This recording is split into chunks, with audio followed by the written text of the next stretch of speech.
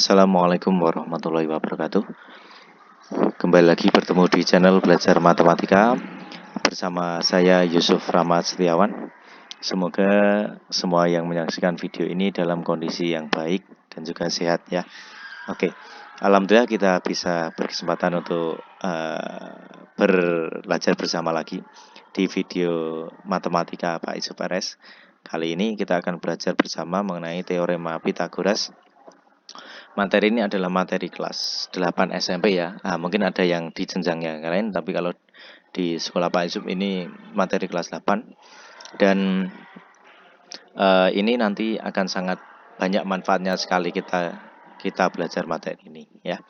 Oke, kemudian sebelum kita lanjut tentu silakan yang belum subscribe untuk bisa subscribe terlebih dahulu agar nanti tidak ketinggalan video-video dari saya, kita bisa belajar bersama ya.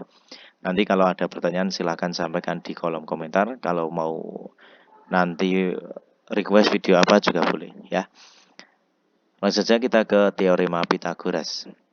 Nah, sebelum kita masuk, Pak Yusuf ingin anak-anak mencermati beberapa persegi dan juga di tengah-tengah ada segitiga yang sudah Pak Yusuf buat ya. Kita kira-kira apa persamaan? Nah, Pak Yusuf di sini meminta persamaan yang bisa anak-anak buat. Nah, kira-kira apa ya? Ini kan persegi ya, baik merah, kuning maupun biru. Ini berbentuk persegi. Nanti apa persamaan yang bisa anak-anak buat?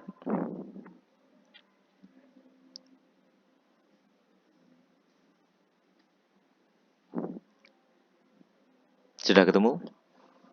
Nah, itu di sini kan ada tanda 25 sama 16 sama 9.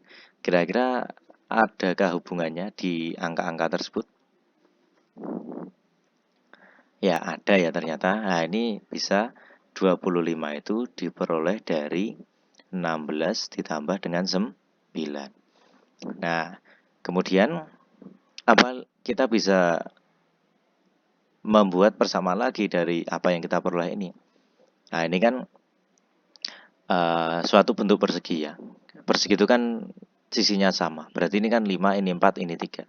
Bisa diperoleh 5 itu berasal dari persegi itu kan sisi kali sisi. Berarti 5 kali 5 ya. 5 kuadrat atau 5 kali 5 sama dengan 4 kali 4 berarti kan 4 kuadrat ditambah 9 itu kan 3 kali 3 berarti 3 kuadrat. Nah, gitu ya. Nah, kemudian ini di sini kita misalkan sisi-sisinya lagi. Ini kalau yang 5 ini misalnya C, berarti ini C kuadrat akan sama dengan 16 yang kuning ini karena B, berarti ini akan menjadi B kuadrat ditambah ini 3 ini sama dengan A, berarti A kuadrat. Nah, persamaan seperti ini nanti dinamakan Pythagoras, teorema Pythagoras. Nah, apa kira-kira teorema Pythagoras? Nah, kita akan berkaitan dengan suatu segitiga siku-siku. Ada sisi miring dan ada sisi siku-sikunya, ada 2 ya.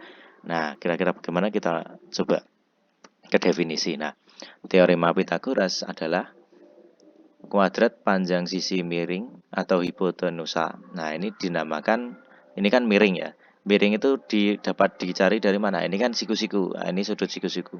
Sisi yang di depan sudut siku-siku itu namanya sisi miring atau dikatakan hipotenusa. Nah, bisa disebut itu hipotenusa atau sisi miring ya. Nah, nanti kuadrat panjang hipotenusa atau sisi miring pada suatu segitiga siku-siku akan sama dengan jumlah kuadrat sisi-sisi yang lainnya. Maksudnya gimana Pak? Nah, misalnya Pak Yusuf misalkan pakai huruf saja. Ini misalnya A, ini B, ini C. Nah, dari definisi ini, kuadrat panjang hipotenusa sisi miring berarti kuadratnya. Berarti AC kuadrat akan sama dengan apa? Jumlah dari kuadrat panjang sisi lain. Sisi siku-sikunya berarti AB kuadrat ditambah BC kuadrat. Nah, cara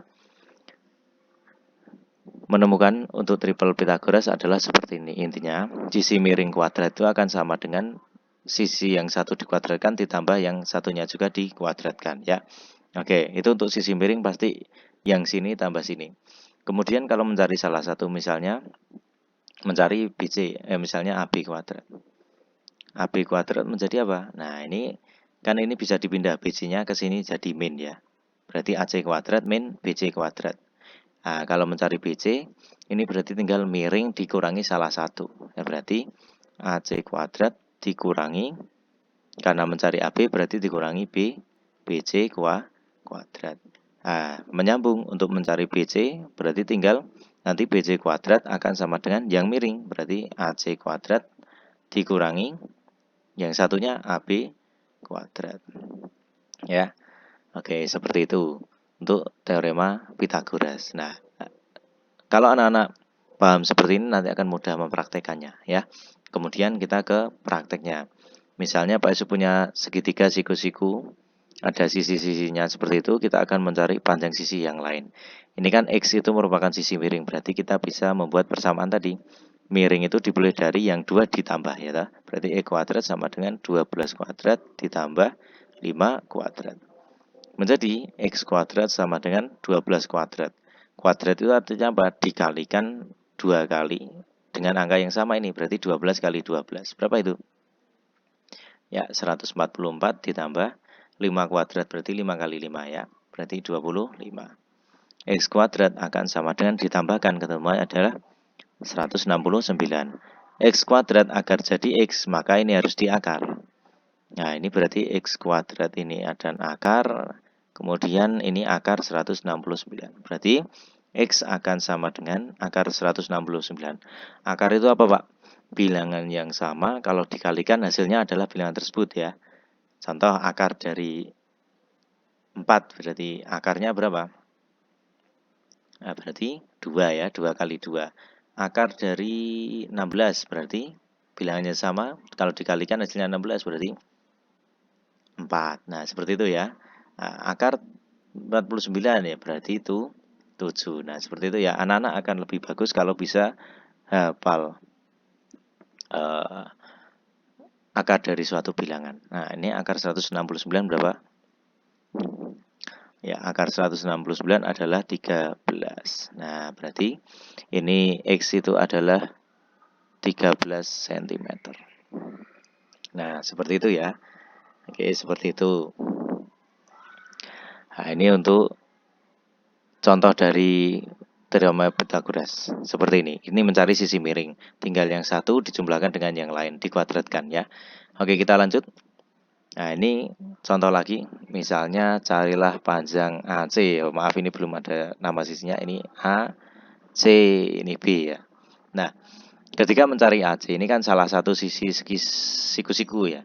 Berarti apa? Tadi yang miring dikurangi yang salah satu. Berarti dimulai dari AC kuadrat akan sama dengan yang miring. Berarti AB kuadrat dikurangi BC kuadrat. Pokoknya kalau mencari salah satu sisi miring, salah satu sisi siku-siku, maka yang miring itu dikurangi dengan yang diketahui ya. Itu. Berarti AC kuadrat akan sama dengan AB itu adalah miringnya 17 kuadrat dikurangi BC 15 kuadrat. AC kuadrat sama dengan 17 kali 17. Berarti ya 289 dikurangi 225. Ketemu nanti AC kuadrat adalah 64. Ya, AC berarti dimulai dari akar langsung ya, Pak Yusuf kuadrat pindah ke sana jadi yang kanan ada akarnya. Berarti panjang AC adalah akar dari 64, berarti 8 ya, 8 cm. Nah, ini ternyata ketemunya 8 cm. Anak-anak boleh cek 15 kuadrat nanti tambah 8 kuadrat apakah sama dengan 17 kuadrat? Pasti sama ya. Nah, itu ini adalah contoh dari penerapan teorema Pythagoras. Seperti ini ya. Nah, kemudian kita lanjut. Setelah anak-anak tahu teorema Pythagoras, kita ke triple Pythagoras. Nah, inti dari triple Pythagoras itu adalah 3 bilangan yang menyatakan sisi suatu segitiga siku-siku. Jadi kalau triple Pythagoras pasti kalau angka-angkanya digambar akan menjadi suatu segitiga siku-siku. Kalau angka tersebut misalkan suatu panjang dari suatu segitiga ya, pasti nanti akan membentuk suatu segitiga siku-siku. Nah, kalimat selanjutnya misalnya kan terdapat 3 bilangan asli dengan A lebih dari B, B lebih dari C, artinya apa? Yang A ini adalah paling besar ya. Bilangan A ini adalah paling besar. Nah, ini paling besar ya. paling besar, maka akan bisa dikatakan triple Pythagoras jika yang paling besar kuadrat akan sama dengan B kuadrat ditambah C kuadrat. Nah, kalau sama dengan seperti ini kan nama tadi kita belajar teorema Pythagoras ya. Nah, ini disebut juga bisa angka tersebut adalah triple Pythagoras. Bilangan-bilangan tersebut membentuk triple Pythagoras. Dan kalau dijumlah pasti hasilnya, kalau digambar pasti hasilnya adalah suatu segitiga siku ya. Nah, seperti itu. Itu tentang triple Pythagoras. Intinya kalau yang paling besar sendiri di kuadrat sama dengan yang kedua, jumlah dari kuadrat keduanya, jumlah kuadrat dari bilangan keduanya itu, nah, maka dia dapat dikatakan suatu triple Pythagoras. Nah, kira-kira bagaimana? Kita langsung ke contoh soalnya. Nah, di sini kita akan menentukan apakah bilangan-bilangan ini membentuk suatu triple Pythagoras atau merupakan triple Pythagoras ya. Kita coba dengan yang ini. Langkah pertama, kita harus menentukan yang paling besar yang mana dulu. Nah, ini kan 25 ya.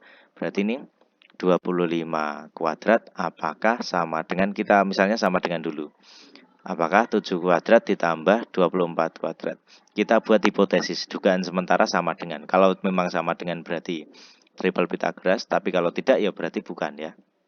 Nah, 25 kuadrat, 25 kali 25 berarti ya 625. Kemudian nih 7 kuadrat berarti 49 tambah 24 kuadrat berarti 24 kali 24 berarti adalah ya 576. Nah, ini 625 ternyata sama dengan ini, kalau dijumlah ternyata juga 625. Nah, karena sama dengan berarti yang ini merupakan triple Pythagoras ya, merupakan triple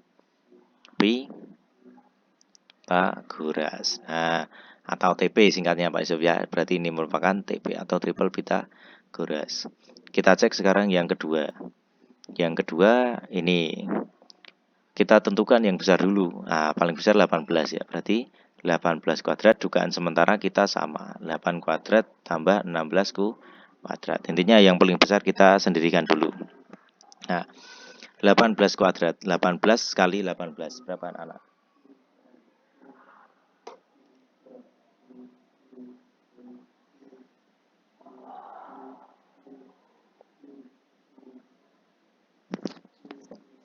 Oke, ketemunya adalah 324.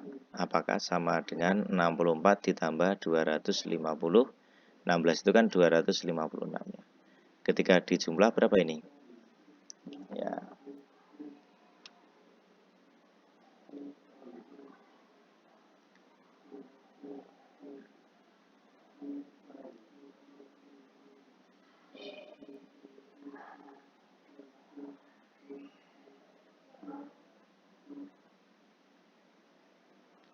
Nah, ini kalau dijumlah ketemunya adalah 320. Nah, karena ini tidak sama dengan ya, ini tandanya seperti ini. Ini artinya bukan sama dengan ya. Karena tidak sama dengan berarti dia bukan triple Pythagoras ya. Triple Pythagoras. Nah, seperti ini adalah bagaimana kita menentukan suatu bilangan-bilangan itu apakah membentuk suatu triple Pythagoras. Caranya bagaimana? Intinya kita sendiri pilih yang paling besar dulu. Nah, baru kita kuadratkan dan ditentukan apakah dia akan sama dengan jumlah kuadrat dari masing-masing bilangan yang lain ya, yang lebih kecil. Nah, nanti kalau sama berarti triple, kalau tidak ya berarti bukan triple Pythagoras ya. Seperti itu. Kemudian di akhir dari penerapan teorema Pythagoras ini kita akan bisa menentukan jenis segitiga. Nah, kira-kira bagaimana? Nah, ini Pak Yusuf, misalnya terdapat 3 bilangan asli ya. Asli itu mulainya dari 1 ya, 1, 2, 3 dan seterusnya. Tidak negatif ya. Oke, ABC menyatakan sisi suatu segitiga. Nah, ini A-nya artinya kan lebih paling besar ya. Lebih dari B, lebih dari C, berarti A itu paling besar. Nah, ini A itu paling besar. Nah, dari situ kita bisa menentukan suatu bentuk segitiga dengan ini. Kalau tadi sebelumnya kan kalau yang paling besar ini sama dengan kuadrat dari jumlah kuadrat dari dua bilangan yang lain, itu disebut triple Pythagoras dan membentuk segitiga siku siku ya. Seperti itu. Nah, kemudian kasus kedua. Nah, jika yang paling besar angkanya, kalau di kuadratnya lebih dari ini lebih. Kan kalau dicaplok itu kan lebih dari ya. Lebih dari kuadrat yang lainnya, sisi yang lain, maka dia akan membentuk segitiga tumpul. Intinya kalau yang ini lebih, maka dia akan membentuk segitiga tumpul. Kalau yang sendiri itu malah kurang dari, ini kan kurang. Berarti yang sini kurang dari. Maka dia akan membentuk segitiga lansip. Ya. Nah, intinya seperti itu. Kalau sama dengan itu berarti segi siku. Kalau ternyata yang sendiri lebih dari berarti membentuk segitiga tumpul. Kalau yang A itu kurang dari, maka dia akan membentuk segitiga lansip ya. Oke. Kita langsung saja ke contoh soal. Misalnya tentukan jenis segitiga dengan panjang sisi. Yang A itu adalah 5, 8, 10. B itu 12, 9, 15. Nah, kita akan menentukan jenis segitiganya. Kira-kira bagaimana caranya? Yang A dulu. A, itu kan ada 5, 8, 10. Nah, kita pilih dulu angka yang paling besar. Nah, ini kan di sini 10. Nah, kita 10 dulu misalnya. Berarti 10 kuadrat akan apa? Lebih dari atau sama dengan atau kurang dari dengan 5 kuadrat ditambah 8 kuadrat. Kita cek. 10 kuadrat berarti 10 kali 10 berarti 100. 5 kuadrat berarti 25. 64. 8 kuadrat berarti 64. Ini berarti 100. 25 tambah 64. Berapa itu?